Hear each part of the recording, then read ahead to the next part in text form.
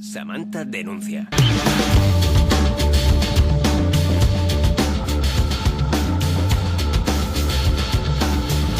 Bueno, pues ya ha tocado día de denuncia, día de Samantha Villar. Buenos días, Samantha, ¿qué tal estás? Buenos días, muy bien, ¿y tú? Me da hasta miedo preguntarte por dónde vienes Porque hoy. vengo cañera, ¿no? Cada jueves. Verás, a ver, ¿a quién le cae hoy? Te traigo un concepto novedoso, aporofobia. Toma nota. Aporofobia. Tenemos que empezar a aprender qué significa esto. Aporofobia es el odio al pobre, más o menos, el rechazo al desamparado. Pero déjame que te presente a Maribel Ramos, de la Fundación RISE, que lucha contra la exclusión social y ayuda a las personas sin hogar. Buenos días, Maribel. Hola, Maribel, ¿qué tal? Buenos días. Hola, buenos días. Maribel, tú coordinas el laboratorio Atento de la Fundación RISE, que se ocupa de los delitos de odio. Yo he definido la aporofobia a mi manera, pero me gustaría que explicases tú este concepto, porque sois vosotros justamente los que lo habéis dado a conocer.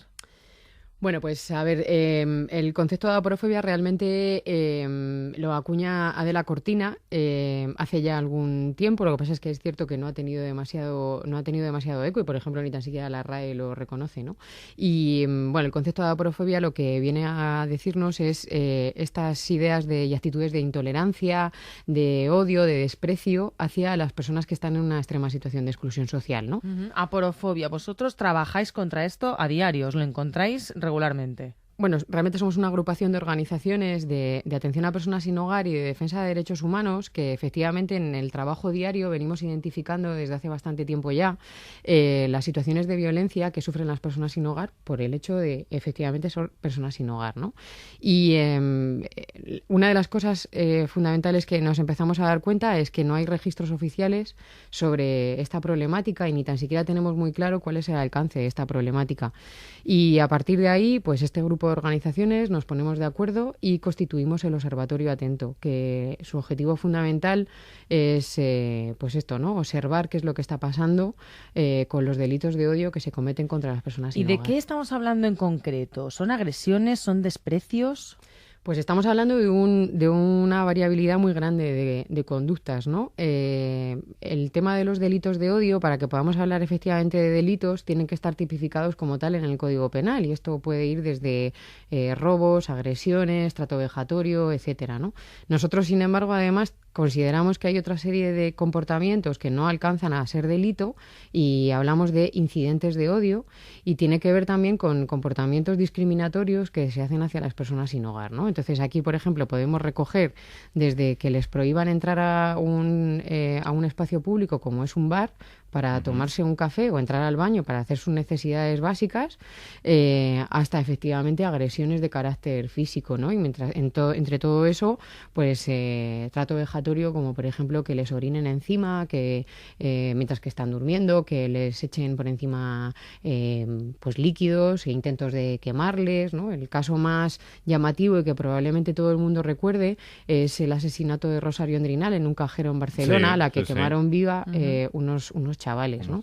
Y ha habido otras agresiones más recientes, ¿no? Hace pocos días en Barcelona. Otra también. vez en Horta, ¿no? Efectivamente, hace poquito 6 menores, que además es que es especialmente llamativo, ¿no? Que sean 6 menores, 2 de ellos además menores de 14 años y por lo tanto sin responsabilidad penal, han agredido a una persona que estaba durmiendo en la calle, agrediéndole con una botella y que por lo tanto le provocaron distintos cortes. ¿Y qué está pasando? ¿Por qué chavales, jóvenes, que seguramente podrán tener valores en muchos otros campos, por qué llegan a no empatizar con esta persona hasta el límite de agredirla? Sobre todo porque esta gente, está en la calle, peor ya no puede estar, quiero decir, ya le ha pasado de todo desastres en la vida. Si es que solo le puedes tener pues ganas de echarle una mano, no de pegarle una paliza.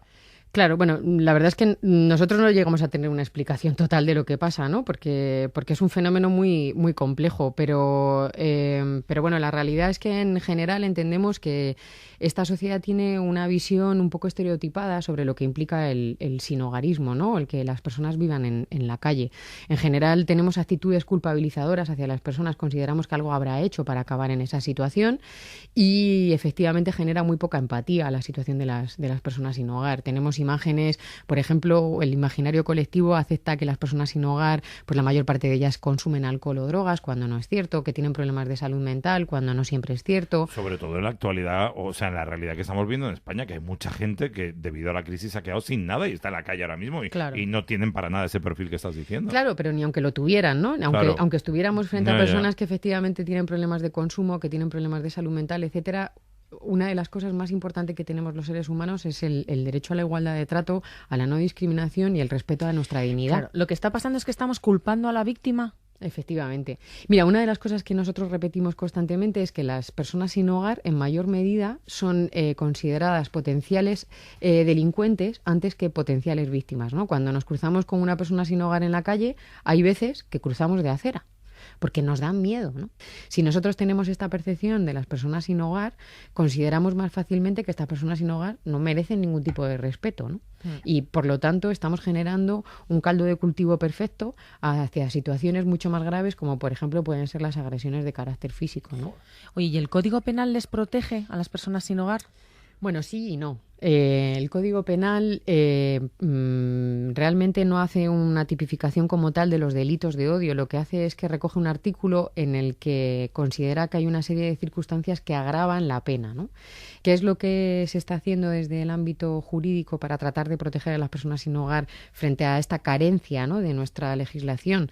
Pues lo que hacen, aquí tenemos que destacar la figura de Miguel Ángel Aguilar, que es el fiscal de delitos de odio de Barcelona, es que ellos lo que están tratando es constantemente de introducir en la medida de lo que pueden el artículo que habla de trato denigrante o trato vejatorio, ¿no? Y entonces por esa vía supone un incremento de la pena que, por ejemplo, en el caso de Horta podría quedarse en una falta de lesiones, pero si se aplica este artículo del Código Penal podría incrementar la pena. Pues a ver si hay suerte. Me imagino que ellos vivirán todo esto, hablo ahora de las personas sin hogar, desde el miedo. Pues mira, una de las cosas que nosotros estamos haciendo es una investigación, porque no tenemos datos sobre este tema, por desgracia, y por lo tanto es muy difícil plantear soluciones si no tenemos datos, ¿no? Entonces, desde el Observatorio Atento, una de las cosas que hemos hecho ha sido realizar una investigación. En esta investigación la hemos hecho a través de entrevistas en profundidad y, bueno, yo que he hecho muchas entrevistas, una de las cosas que hacía era preguntar, ¿tienes miedo? ¿Has tenido miedo alguna vez? Y no me encontraba nadie que me haya dicho que no tiene miedo, ¿no? Vivir en la calle, imaginaos lo duro que es, ¿no? Nosotros tenemos un espacio de intimidad, de protección, que es nuestra casa, cerramos la puerta y ahí nos encontramos a priori seguros, ¿no? Sin embargo, esta gente no tiene esa puerta que cerrar. Uno duerme en una situación de desprotección tal, duerme en la calle, ¿no? Y aquí me gusta mucho una cosa que me contaron dos personas que duermen en la calle. Ellos me decían que lo que siempre hacían era taparse la cara cuando dormían, porque era la única manera en la que ellos sentían un espacio de intimidad, a pesar de que estaban en un espacio completamente de vulnerabilidad, ¿no? Maribel, muchas gracias, y feliz mañana. Muchísimas gracias, Maribel. Suerte. Chao. Samantha, la semana que viene más. Más y mejor.